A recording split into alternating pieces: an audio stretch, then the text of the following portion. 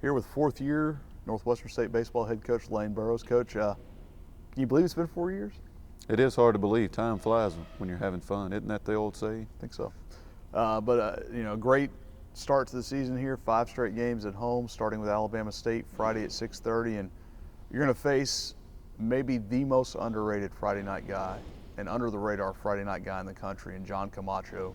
22-1 the last 2 years, wins over Miami and Cal State Fullerton. This is not your ordinary Friday night guy. Yeah, well, I think our fans need to realize what a pitching matchup chance to see on Friday night. 2 preseason All-Americans. They were Cape Cod teammates, Adam Mahler and Camacho. And yeah, the guy's 22-1 in the last 2 years with wins over the likes of Miami and Cal State Fullerton. Last year he CG'd them. They went to Omaha. So immediate respect. He's been through it. He's pitching some big games and against quality teams. So we always talk about riding the bull. Be a bull rider, and the better the bull, the higher the score. So might as well come out of the gate, face an All-American right up front, and we'll get after it. It'll be good for our club. We're excited about it. We're not going to back down from anybody. We respect all, won't fear anyone. So we're excited about seeing him and Alabama State. They got a great program. Mervell's done a great job.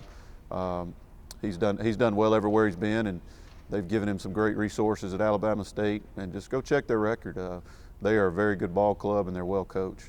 Well, you've got maybe your deepest squad in 4 years, and that's obviously what you want to do. You've built over the last 3 years. Now you're seeing some of the fruits of that labor. And 2 guys back in Court Brinson and Nick Heath, who maybe you didn't expect to have on opening day in 2016. Yeah, I thought we'd lose both those guys, especially Nick. Nick went out to Arizona, had a pre-draft workout with the Rockies, and I was recruiting in Oklahoma, and their scout texted me and said he just had the best workout we've ever had. He's meeting with a general manager right now. So things didn't work out. You know, selfishly, I'm glad both of them are back, but we're always in it for the guy and the kid and their family. That's a family decision. I stay out of it, but things didn't work out on the professional side, and they're back. We're excited about that.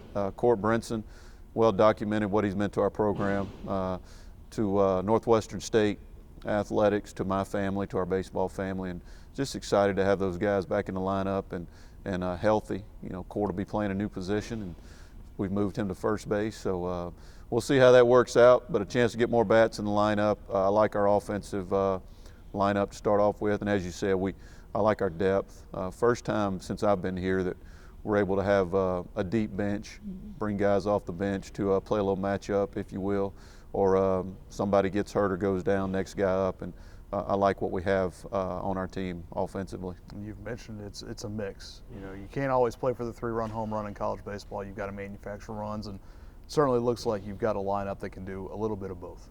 Yeah, we brought in Daniel Garner. We had him at Mississippi State, and then he transferred to junior college, and as much power.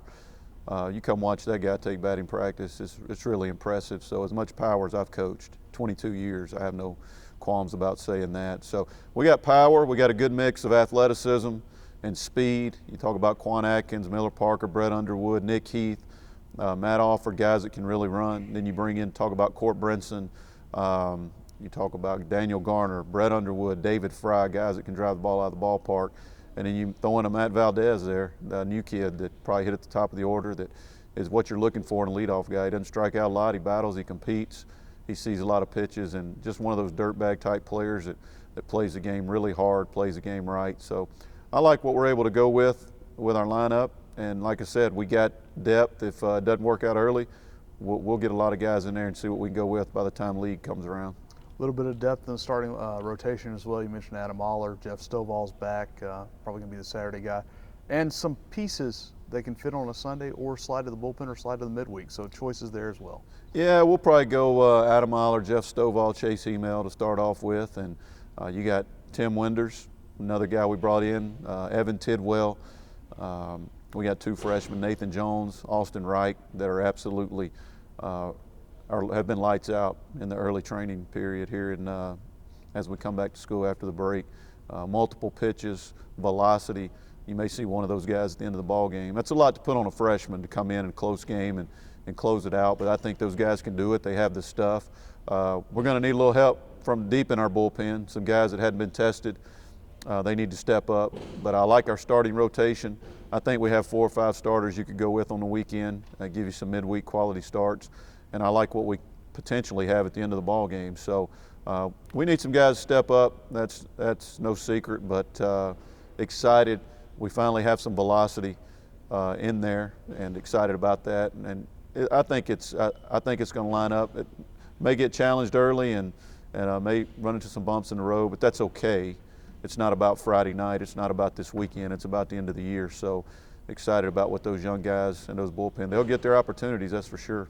And a great challenging schedule again. 7 teams projected as regional teams by Baseball America. So, and one, like we said, right out of the gate in Alabama State. So it's going to be growing up soon.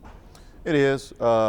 We got Alabama State, Sacramento State at home to open up. They got a quality team. They're picked second in their league. They went to a regional just 2 years ago, and then go to Southern Miss in Arizona and A&M. Then we're at league play. It'll go by fast, but you do your scheduling usually 2 years out, and you don't know what kind of clubs they're going to have, but we do face a quality schedule, some great opponents, and that's okay.